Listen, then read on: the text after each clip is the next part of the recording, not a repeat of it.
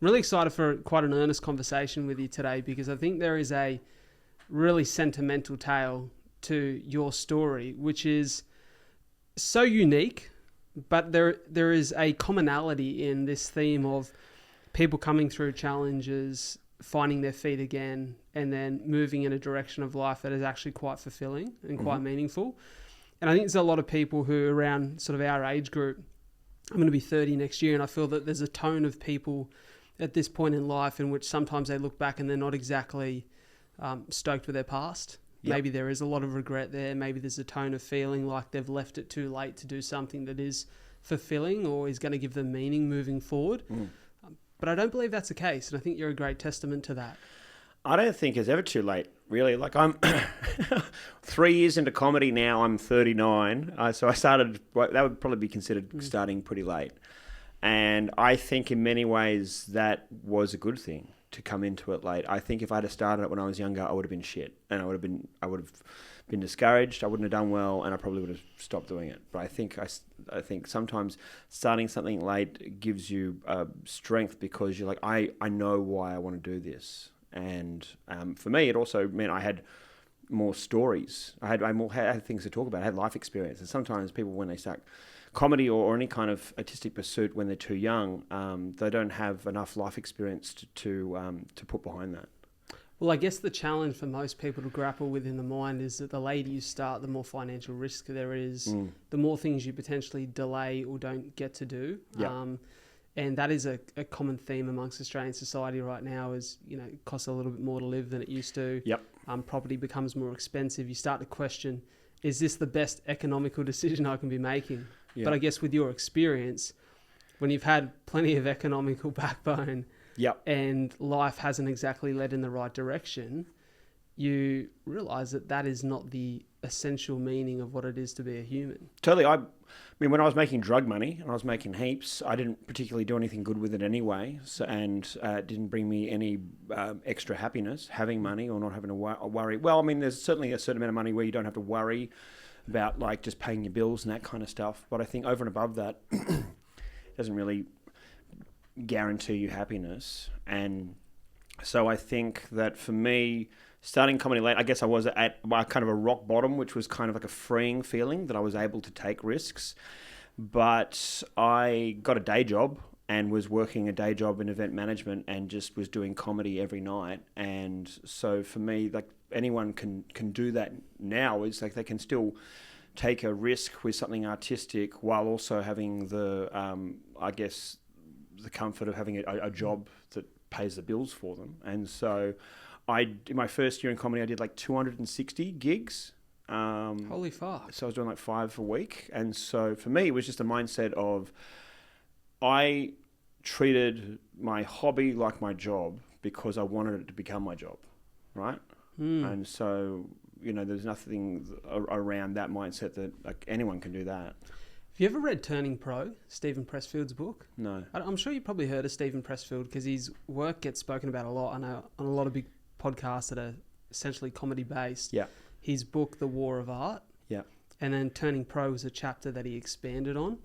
I haven't actually read The War of Art, but I read Turning Pro because I was interested in this chapter. And essentially the whole premise of the book is like honing your craft and removing all the potential resistance and all the excuses and the ideas that get in the way of you diving deeper into that. And to me, like, that discipline that's involved in honing the craft, you obviously had that in spades, but was it the desire to be better, or was it the freedom that you felt on stage that you think made it so easy to get to 5 gigs a week? I think it's all part of it. I loved it. And for some reason, I think I spoke to you about this last time. When I was in jail and I asked myself, like, if I could start my life over, what would I do with my time? And the only answer was stand-up comedy. And so, like, I was like, okay, if it's that simple, it is that simple. It's that this is my purpose now. So I guess I just believed that more than I've ever believed anything in my life. So when I was doing these 5 gigs that they're for no money, sometimes they're in front of like 3 or 0 audience members, and it's just a bunch of open mic comedians that you're at doing the same gigs with 4 nights a week. So they've heard your jokes the 3 nights before. So I had to keep writing new material just to get a laugh out of these guys who I'm with every night. And so part of it is desire to get better at the craft. Part of it is performance. Part of it is joke writing. Part of it is, I guess, that I believe something, which was that all of this is incrementally pushing me towards the end goal, which is to turn this into my career, into my future. And so I never felt, even for a moment when I was doing it to no laughs in a tiny room, it never felt like it was a waste of time or effort. That's an amazing feeling. That's how you know you connected to something that you actually care about. Yeah. I've got a theory, and it's potentially a convenient belief because this hasn't worked out for me as a day job yet. Yeah. That you actually have to experience a lack of success materially and a lack of success metrically in the thing that you think you love in order to know whether you love it or not. Because it's easy to boil any successful effort in your life down to, I love this. When you're getting all the rewards. But when you're actually trying to figure out how to keep something alive, when you're actually falling flat on your face and you still have a drive to get up and do that thing, I think it's a great sign. I agree. I think that for me, I'll put it to you like this. I would say now, I've been doing comedy for 3 years, I'm probably in the top 1% of Australian comedians in terms of money earned right now. I am still a broke comedian living with my parents, right? Like, I make fuck all, and I would be in the top 1% of earners. And so, like, if you're doing comedy, if you're getting into comedy because you want to make money, you're doing it for the wrong reason. And, you know, you go to these gigs, you go to a lot of these open mic gigs in Sydney, and you'll see the same comedians that have been there for years doing it night after night after night. And that's not there for the money. That's because there's something about being driven through comedy which a lot of these people have in common, right? They share, which is there's something about the magic of having a laugh, right? And so I think if that's important to me, then, and it is, then like the rest in many ways is just the bonus part.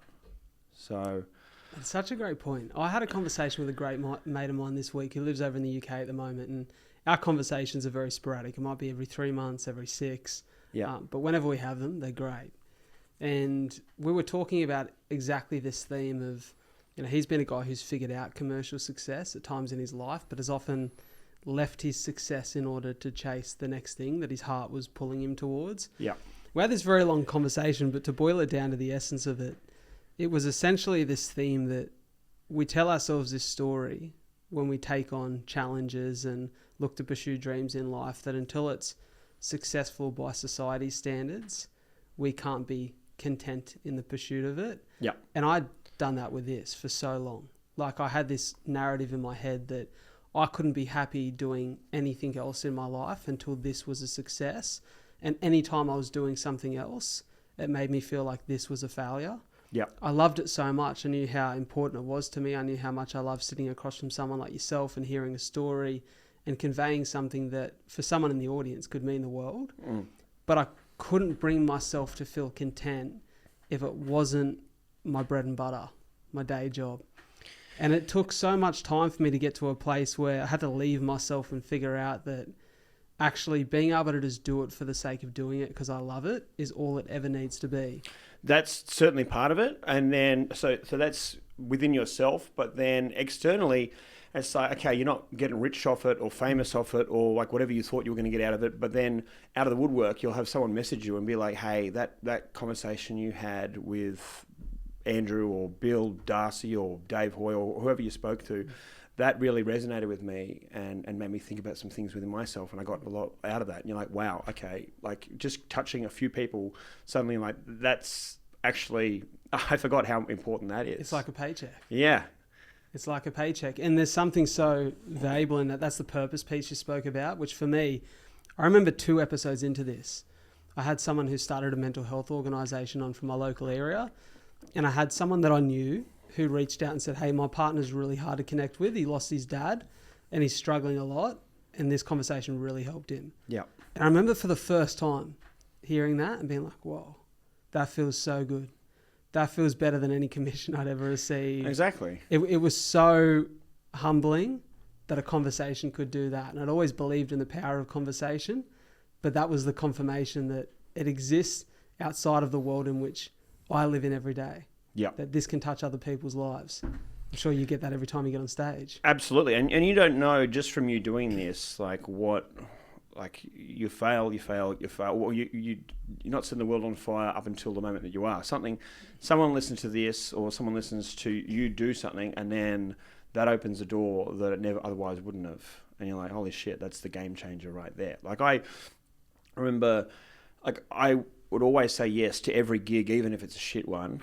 And then sometimes what would happen, I'd be at a show, there'd be 10 people in an audience, and then there would happen to be like a journalist from the Daily Telegraph in the room that thought my story was interesting. That next thing you know, there was a story about that led to another opportunity that led to me being on I Catch Killers podcast, or who knows what, like all these things have just had a snowball effect just by continuing to trust the process and continuing to say yes to all these things. So 100%. How good's Gaz? Yeah, he's amazing. a great man. Yeah. Great man. Awesome story. Yeah. He's been on here twice now, and I find him fascinating. And he loves you. He speaks very highly of you. He's awesome. He invited me to go on to host his podcast for Christmas and interview him, but that was pretty funny. I did listen to that. I listened to pieces of that. Yeah.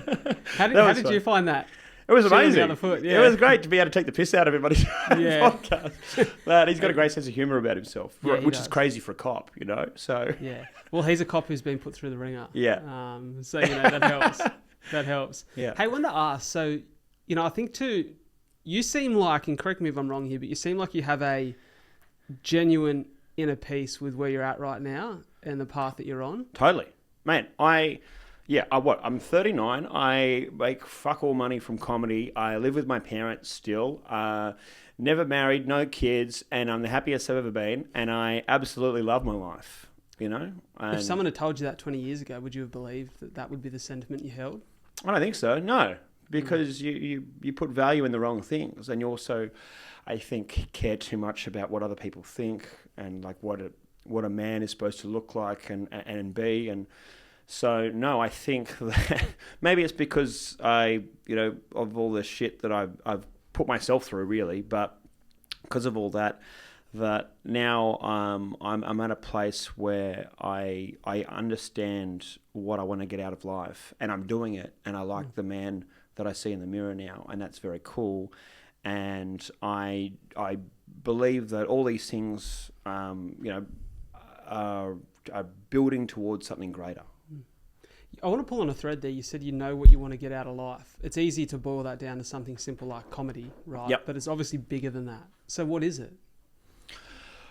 I think that I don't have a firm answer other than I know that I'm on the path where the answers keep coming. So I just know that when I have funny ideas, I write down jokes, I test them out, and I'm part of a YouTube channel and I podcast, and I'm doing all the things that I want to do, and from that more and more opportunities keep coming to me, and I have the luxury of being able to pick and choose where to go with that. So I think as I make more money now, I think most of it I would throw back into just dumb comedic ideas, whether that's sketch comedy or other things. I think that it's just a bigger version of the crazy life that I'm living now.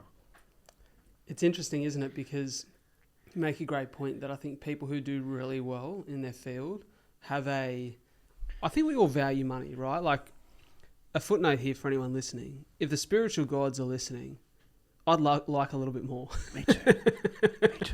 It would, please. Bit of extra financial security would be lovely, right? And I think that if you've gotten really good at your craft and you figured out how to make a coin, power to you, right? Yep. Like, I've got nothing against people who make money because I'd love to be in that position.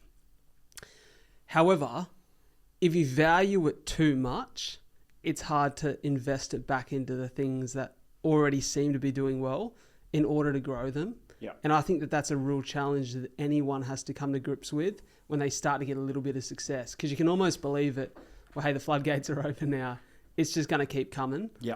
But you make such a good point that you have to continue to invest in new ideas, new opportunities, right? People always compliment. I do these like comedy sketch videos where it's like we pretend to be hustle culture bros. Mate, they are so fantastic. Thank you. And they get heaps of views. I think one of them's had like nearly 40 million views. But those videos Is that the old cost Chinese me, farmer one? Yeah, the Chinese farmer one, all the Scorpion and the Frog, all those kind of ones. There's one I talked about how like Elon Musk and Jeff Bezos, they don't do their own laundry, they don't mow their own lawn, they outsource, and so that's why I have a guy that sleeps with my wife because I'm too busy growing revenue, and so. But people like love those videos, but they cost me thousands to make, like to rent the studio, to pay the editor, and that's hours of writing. That's like we make no money from, right? And I only do that because I believe that all those things are just investing in myself, right? Sure, we might get a few brand deals now to do like similar videos, or it might help me sell a few more tickets to my show. But like I had to take that risk myself of money that I really couldn't afford to spend, but I did it because I believed so much in my own ideas, and so that's fine for me now. So I think when I have more money, I'll be more fearless. I think. Mate, I love that. I want to go back to the bookmark of what we we're talking about before, this idea of like inner peace. Yeah. What did it take for you to get there? Because, I know the sentiment that you shared with me on the first conversation we had on the podcast, where you spoke about being in prison, being early 30s at the time, right? Or 35, I think. Yeah, 35, yeah. And this sense of like having to start your life over again from scratch. And I know so many people who think about that at this age and stage of life. Like that's something you really have to mentally grapple with. So how did you get to a place where you walked out of prison for the last time, started rocking up at comedy gigs with your mum because it's part of your bail conditions, and actually get to a place where you felt at peace with yourself? I think the peace part of it is a process. I think when I first got out, I was pretty confused. I mean, I was only in prison for 4 months, but in that time, I lost my business, my pizza business. I lost my restaurant. I lost all my money. I lost most of my friends, and so I was at a pretty low ebb, and I was pretty like angry and lost. And I think that I don't know, man. It was like something spoke to me in jail and told me to do comedy, and it was going to change my life. And it seemed crazy to me, but I